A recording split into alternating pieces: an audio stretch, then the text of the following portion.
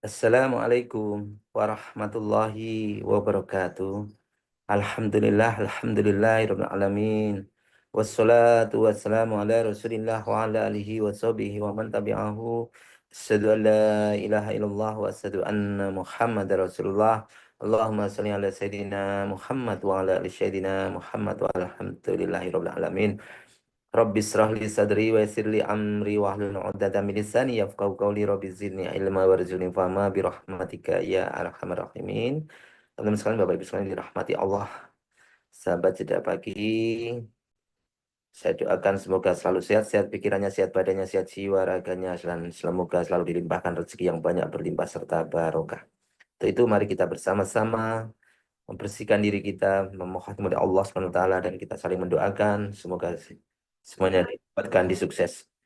Astaghfirullahaladzim. Astaghfirullahaladzim. Astaghfirullahaladzim. Subhanallah walhamdulillah wa la ilaha illallah wallahu akbar wa la hawla wa la quwata illa billahil aliyyil azim.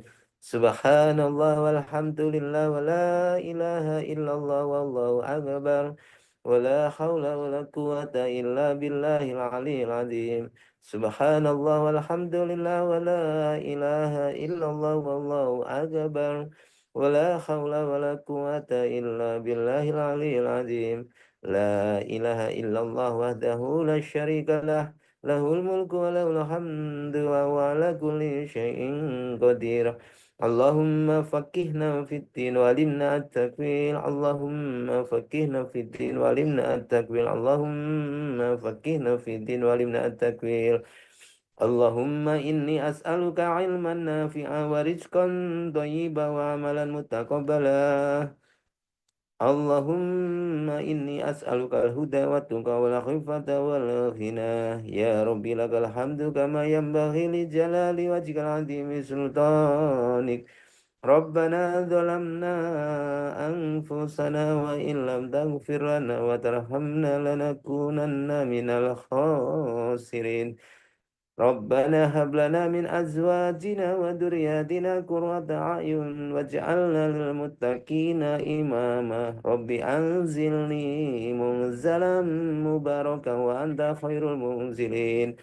Rabbana innaka jami'un nasi liyaumin la raiba fih. Innallaha la yuhliful mi'ad.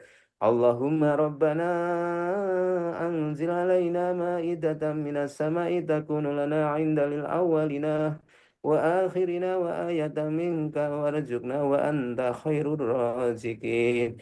Ya Hayyu ya Qayyum bi rahmatika astaghits. Ya Hadi ya Alim ya Khabir ya Fattahu ya Mubin. Allahumma rzuqni izzan wa syarafan waj'alni mu'minan sholihan mahbuban indaka wa indan nasi jami'a. Hasbunallah sayyidinallah min fadlihi wa rasuluhu inna ilallahi raghibun.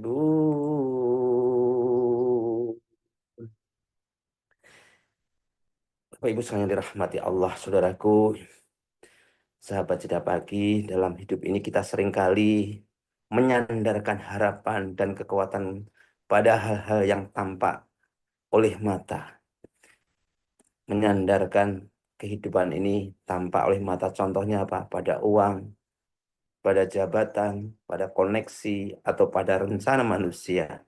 Namun sesungguhnya menyandarkan hati kepada selain Allah, seperti diingatkan oleh Ibnu Athaillah As-Sakandari dalam Al-Hikam, hanyalah akan menghadirkan teror batin, bukan ketenangan. La i'timada ila billah. Tidak ada tempat bergantung selain kepada Allah. Kita kadang merasa kuat karena punya banyak bekal. Tapi kisah para sufi telah mengajarkan kita bahwa yang membuat perjalanan hidup mulus bukan bekalnya, tapi keberkahan dan ridho Allah SWT. Hari ini izinkan saya mengajak menyelami ada satu kisah yang menggugah hati dari seorang sufi yang mulia, yang agung, yaitu Ibrahim bin Adham.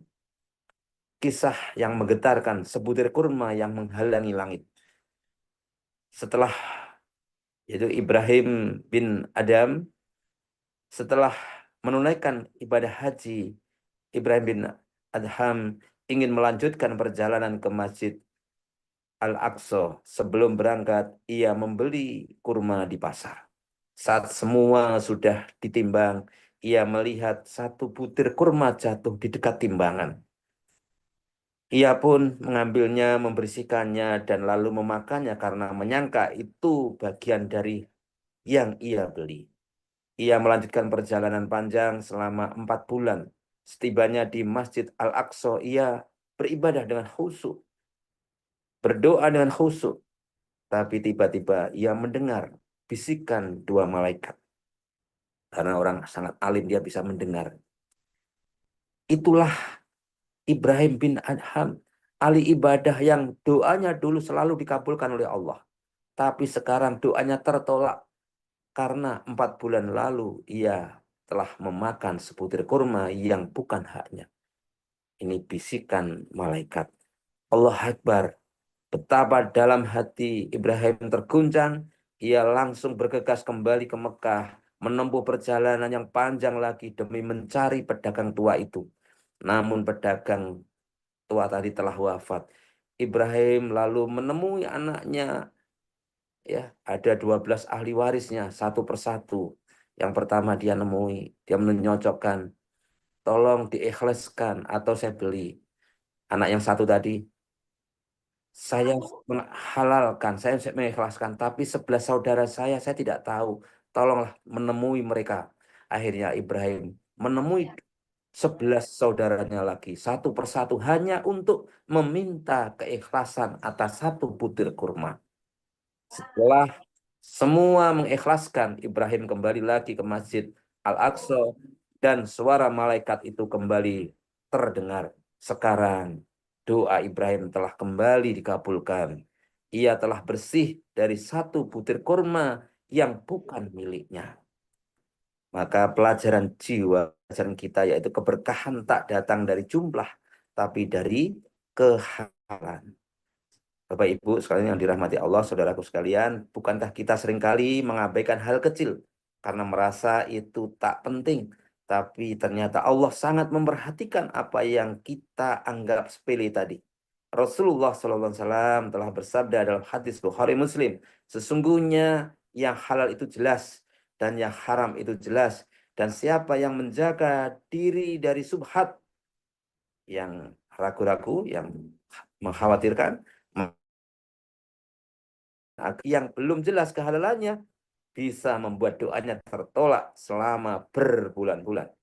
Jika seorang wali seperti beliau saja bisa terhalang karena perkara kecil, bagaimana dengan kita, Bapak Ibu saudaraku, yang mungkin masih banyak menyisakan ketidakjelasan dalam usaha, dalam pekerjaan, dalam kejujuran, dalam hal mungkin makanan, dan seterusnya.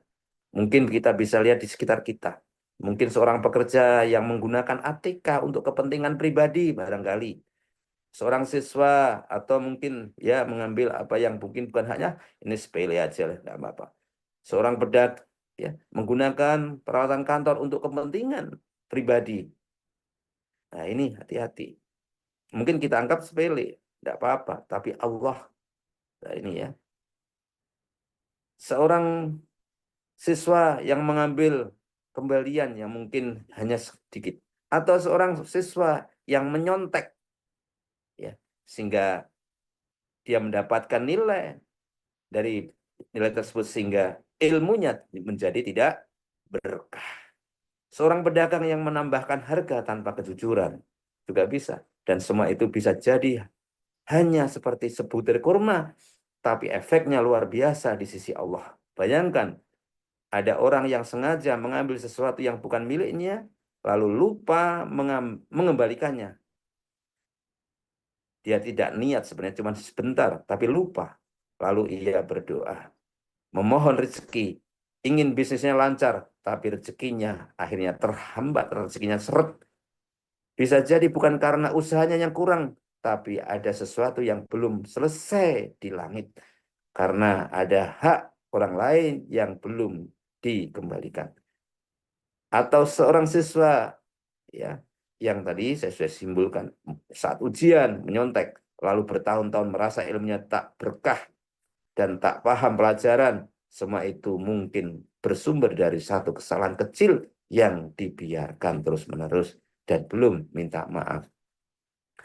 Ibu bapak sekalian yang dirahmati Allah, jangan terlalu percaya pada diri dengan amal kita. Jangan merasa aman hanya karena banyak hafalan, rajin sholat, rajin ibadah, atau aktif berdakwah. Kalau tidak hati-hati menjaga kehalalan, amal itu bisa tertolak oleh Allah. Seperti yang terjadi pada Ibrahim bin Adham.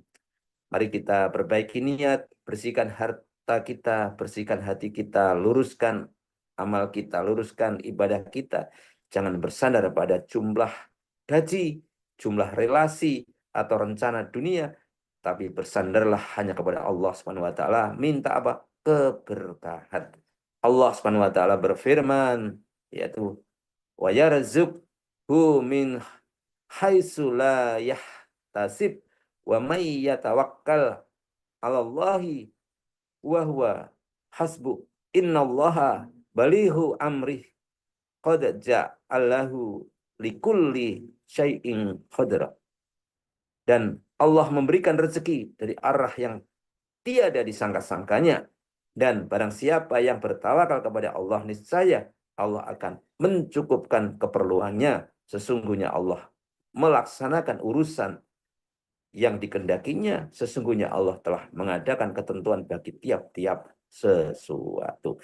Maka mari kita persiapkan, mari kita pulang dari masjid, mari kita selesai dari kegiatan ini, kita niatkan, aku akan menata niat, aku akan lebih baik lagi, aku akan lebih jujur lagi, aku akan pastikan hartaku bersih, amalku bersih, niatku bersih, aku akan bersandar hanya kepada Allah, bukan kepada dunia. Dan kalau pernah ada sesuatu yang bukan hak kita, sebesar apapun, atau sekecil sebutir kurma pun, ayo kita minta dihalalkan. Karena bisa jadi doa kita terhalang, bukan karena tidak usaha kita tidak berkah, tapi karena urusan kita yang belum selesai dengan Allah. Bukan Allah tidak sayang kita, tapi karena ada hak orang lain yang masih belum diselesaikan. Demikian, semua kebenaran datang dari Allah dan semua kesalahan dari saya pribadi. Mari kita bersama-sama berdoa untuk Rasulullah, keluarganya, sahabatnya, dan orang-orang yang kita cintai semuanya. Dan kita doakan semuanya, orang-orang yang telah ketemu dengan kita, kita doakan semoga mereka semua sukses dunia akhirat. Al-Hadiniyah, Al-Fatihah. A'udzu billahi minasy syaithanir rajim. Bismillahirrahmanirrahim. Alhamdulillahi rabbil alamin. Ar-Rahmanir-Rahim. Maliki yaumiddin. Iyyaka na'budu wa iyyaka nasta'in. Ihdinas siratal mustaqim. Siratal ladzina an'amta 'alaihim ghairil maghdubi 'alaihim waladdallin. Amin.